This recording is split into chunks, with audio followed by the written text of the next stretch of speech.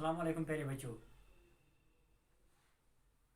बच्चों 7th class का social science पढ़ रहे हैं हम। टॉपिक हमारा है Mughal empire.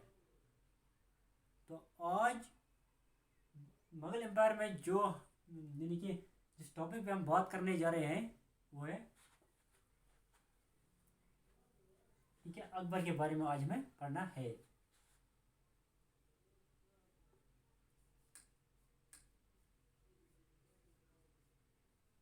Akbar the great.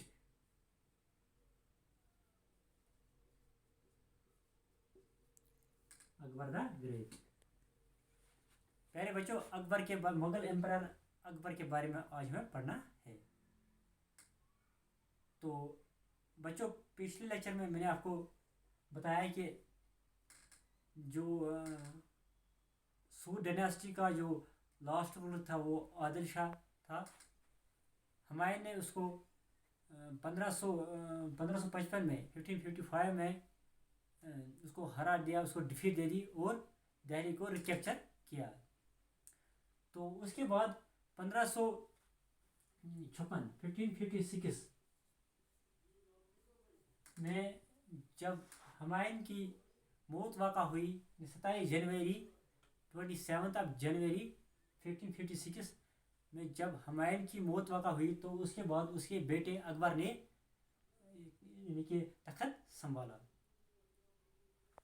तो आए बच्चों आज हम अकबर के बारे में पढ़ेंगे।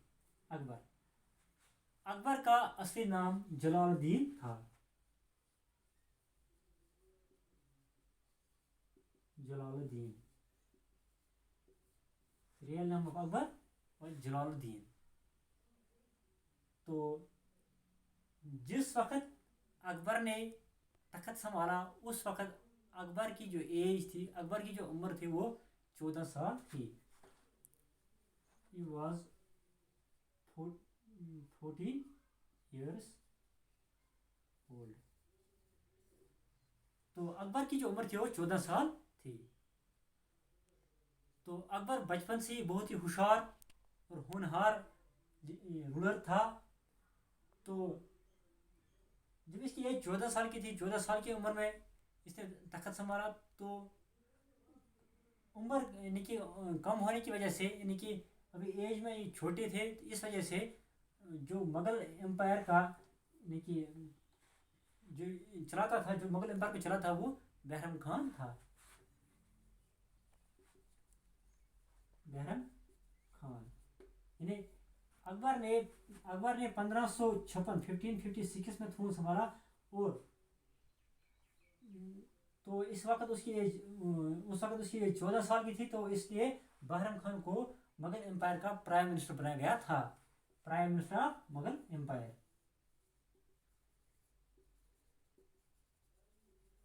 Prime minister of Mughal empire Bahram Khan को बनाया गया था। ये पहले एज ए गार्डियन भी काम करता था, तो अब इसको प्राइम मिनिस्टर बनाया गया।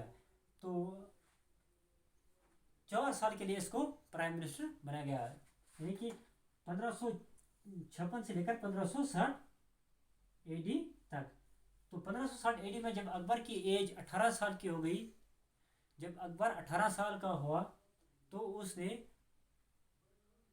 यानी कि पूरी सल्तनत अपने हाथ में ले ली। अब उसने पूरी सल्तनत की जिम्मेदारी खुद ले ली। 1560 में 1560 में अब अकबर मुगल एम्पायर का रूलर यानी कि मुगल एम्पायर को पूरी तरह अपने हाथ में ले लिया। अब उसने पूरी तरह मुगल यानी कि एम्पायर का तख्त संभाला 1560 एडी में जब वो 18 साल का हुआ। तो जब बच्चों जो ही अकबर 18 साल का हुआ 1560 में, तो उसने पहले ही एक पॉलिसी अख्तियार की। शुरुआती में उसने एक पॉलिसी अख्तियार की जिसे policy of conquest and consolidation कहते हैं। Policy of conquest and consolidation. Policy of conquest and consolidation. तो अब अकबर चाहता था कि वो ये चाहता था कि ज़्यादा से ज़्यादा स्टेट्स पे अपना कब्जा करे, कि अब वो अब अपने एम्पायर को एक्सपेंड करने लगा। तो इसी कोशिश में वो अब यानी कि मशगूल था। तो इसने बहुत सारे स्टेट्स पे अपना कब्जा जमा लिया। इस कॉन्क्वेस्ट और कंसोलिडेशन पॉलिसी में उसने बहुत सारे स्टेट्स को अपने कब्जे में लिया, जैसे कि मालवा, गढ़वाना, राजपूतना,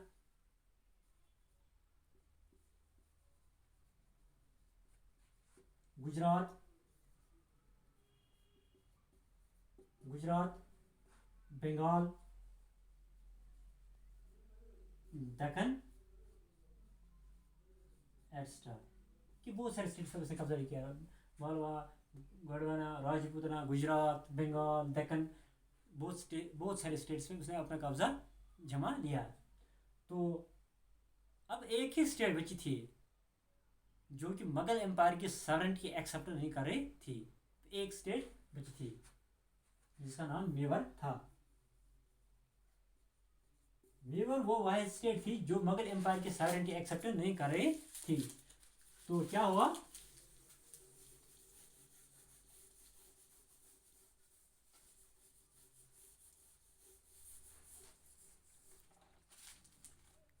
पहले बच्चों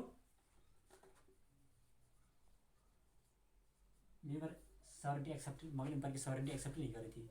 तो जिसकी वजह से अकबर ने मेवाड़ पे अटैक किया, जिसने एक बहुत ही बड़े जंग और रुख की शक्ल अख्तियार की, जिसे बैटल ऑफ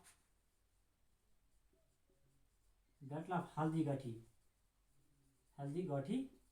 के थे।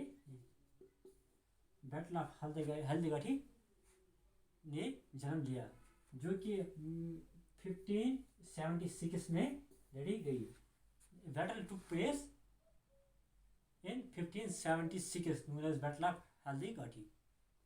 तो इस बैटल में जो ये कि उस वक्त जो मेवाड़ का जो रूलर था वो महाराणा प्रताप था। मेवाड़ का रूलर महाराणा प्रताप था। तो जब अकबर ने उस पर अटैक किया, जिसे बैटल ऑफ हल्दीघाटी कहते हैं, तो मुगल एम्पायर जो थी, मुगल की जो आर्मी थी, मुगल की आर्मी ने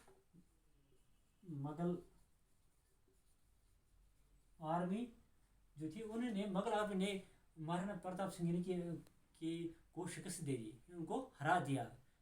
तो जब उनको हरा दिया, उनको डिफीट मिली महाराणा प्रताप को, तो इसके बावजूद भी जो मुगल्स थे वो मेवाड़ पर अपना कब्जा जमा नहीं पाए, यानी कि वो मेवाड़ को अपने कब्जे में नहीं ले सके।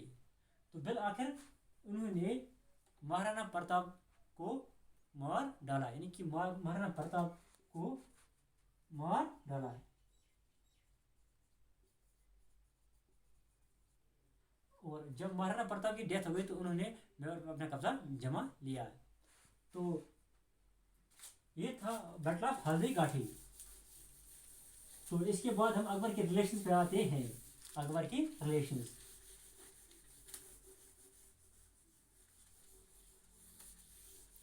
किस के साथ अकबर की रिलेशंस थी? तो अकबर की जो रिलेशंस थी, अकबर की बहुत सारी यानी कि फ्रेंडली रिलेशंस राजपूत के साथ थी, यानी कि दोस्ताना ताल्लुकात अकबर के राजपूतों के साथ थे।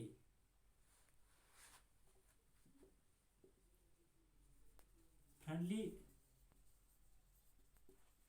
रिलेशंस विद राजपूत, अकबर की फ्रेंडली रिलेशंस राजपूत के साथ थे। तो इसके अलावा अकबर ने राजपूत के साथ मैट्रिमोनियल अलायंस भी की थी, मैट्रिमोनियल रिलेशंस भी इसके राजपूत के साथ थी। मैट्रिमोनियल अलायंस और रिलेशंस विद अकबर को राजपूत के साथ मैट्रिमोनियल रिलेशन भी थे। तो इसमें कहा जाता है कि बहुत सारे रिश्तेदार थे कि अकबर की बहुत सारे बीवियाँ थी जो कि राजपूत से बिलोंग करती थी, यानी कि इसने बहुत सारे राजपूत लड़कियों के साथ शादी भी की थी अकबर ने। तो इसके अलावा अकबर अब राजपूत की, यानी कि इसके साथ दोस्ताना ताल्लुकात थे राजपूत के साथ अकबर के। तो इसने राजपूत को बड़े बड़े पोस्ट पे अपॉइंट किया था, अपॉइंटेड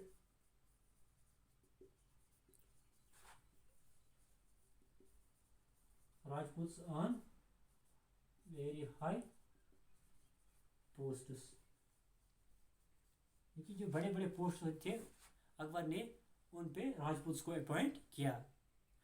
तो इसके अलावा अकबर ने राजपूत को मंदिर बनाने के लिए भी बहुत सारे पैसे दिए, यानी कि बहुत सारे मंदिर बनाने के लिए अकबर ने राजपूत को पैसे भी दिए, जैसे कि ज्वालामुखी टेम्पल, ज्वालामुखी टेम्पल ज्वालामुखी टेम्पल बनाने के लिए अकबर ने राजपूत को 1 करोड़ रुपया दिए थे। 1 करोड़, राजपूत को 1 करोड़ रुपये दिया अकबर ने ज्वालामुखी टेम्पल बनाने के लिए। तो ये थे रिलेशंस विद राजपूत्स। तो प्यारे बच्चों, आपको समझ आया होगा। अस्सलाम वालेकुम।